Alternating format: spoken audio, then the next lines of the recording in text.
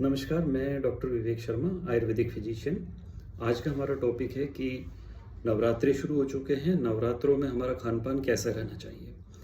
नवरात्रे साल में 4 बार आते हैं। एक साल में 12 महीने होते हैं और हर 3 महीने पे एक बार एक नवरात्र आता है।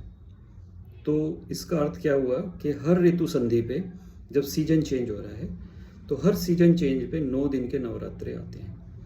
इसमें शरदीय नवरात्र, चैत्र, माघ और आषाढ़, ये 4 जो है नवरात्रे होते हैं। इनमें जो पॉपुलर हैं वो 2 हैं जिनको हम सभी लोग जानते हैं, शरदीय और चैत्र। तो नवरात्रों के अंदर हमारा खान-पान ऐसा होना चाहिए कि जितनी भी हमारी प्रॉब्लम्स हैं वो हमारी जो है ठीक हो जाएं और हमें रोगों से हमारी रक्षा भी हो जाए और बचाव भी हो और आगे कोई रोग होने की संभावनाएं भी खत्म हो जाए। तो आज का जो मेरा विषय है वो इसी पे है कि आप नवरात्रों का लाभ अपनी सेहत के लिए कैसे उठा सकते हैं। आध्यात्मिक लाभ तो आप उठाते हैं, ध्यान करते हैं, पूजा करते हैं और आप ईश्वर की याद में डूबे रहते हैं, तो उससे आपको आध्यात्मिक लाभ तो होता है, लेकिन सेहत प्राप्त करने के लिए नवरात्रों को कैसे आप यूज़ करेंगे। तो इसमें सबसे पहले है कि आप जितने समय तक खाली पेट रह सकते हैं, खाली पेट रहें। सिंपली पानी पिएं।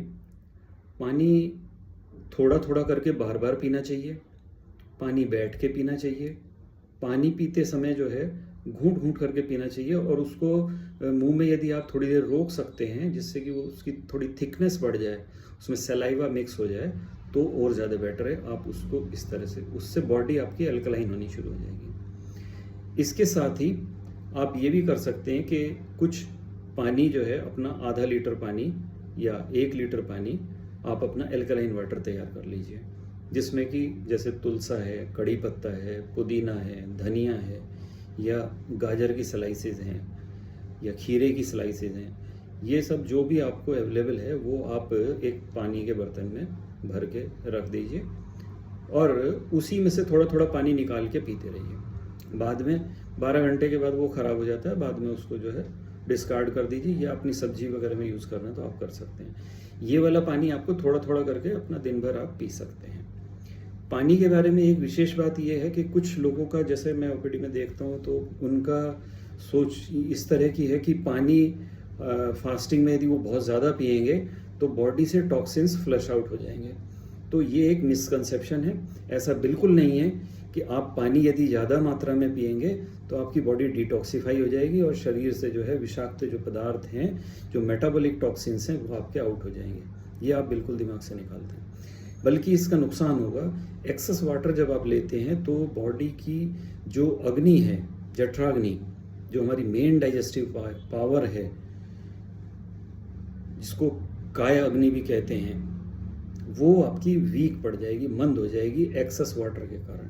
तो यहाँ पे यदि आप पानी ज़्यादा ले रहे हैं तो बजाय लाभ के आपको नुकसान हो रहा है। तो ये गलती भी आप करेक्ट कर लें। सेकंड, अब पानी के बाद यदि आपको जैसे ज़रूरत आप महसूस करते हैं कि आपको कुछ खाना है तो आप नारियल पानी का प्रयोग कर सकते हैं। उसके बाद यदि आपको लगता है अभी और कुछ खाना चाहिए, भूख है या वीकनेस आपको फील होती है, तो आप सिंपली फ्रूट्स ले सकते हैं, जो भी सीजनल फ्रूट उस समय आ रहे हैं।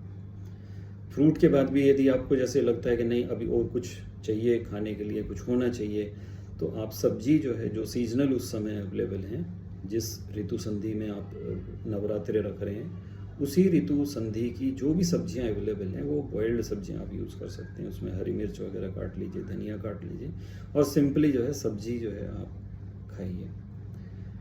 यदि इसके बाद भी लगता है नहीं कुछ और होना चाहिए तो आप मट्ठे का प्रयोग कर सकते हैं, छाछ जो बटर मिल्क है।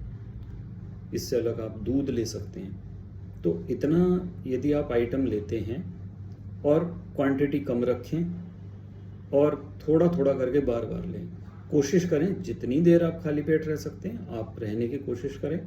इससे आपका जो है बॉडी डिटॉक्सीफाई होगी, जो बॉडी के अंदर जो टॉक्सिसिटी है वो बाहर निकलेगी और अंदर जो टॉक्सिन्स हैं वो बर्न आउट हो जाएंगे। साथ ही यदि आप 24 घंटे तक खाली पेट रहते हैं आप रह सकते हैं, आपकी क्षमता है, तो आपका 24 घंटे के बाद एक प्रोसीजर स्टार्ट होता है बॉडी का, जो कि ऑटोमेटिक है, जिसको बोलते हैं फेगोसाइटोसिस। फेगोसाइटोसिस एक ऐसा प्रोसेस है जिसमें कि बॉडी अपने अंदर जितना भी वेस्ट मटेरियल, जो डेब्रिस है, जो कि कूड़ा पड़ा हुआ है, कचरा जहाँ पे भी है बॉडी में, बॉडी उसको अपने आप से पचाना शुरू कर देती है।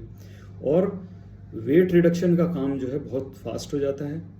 बॉडी अपने जो बॉडी के अंदर एक्सेस फैट पड़ा हुआ है, वो कहीं पे भी है, उस जगह के एक्सेस फैट को वो यूज़ करना शुरू कर देती है, बर्न आउट करना शुरू कर देती है।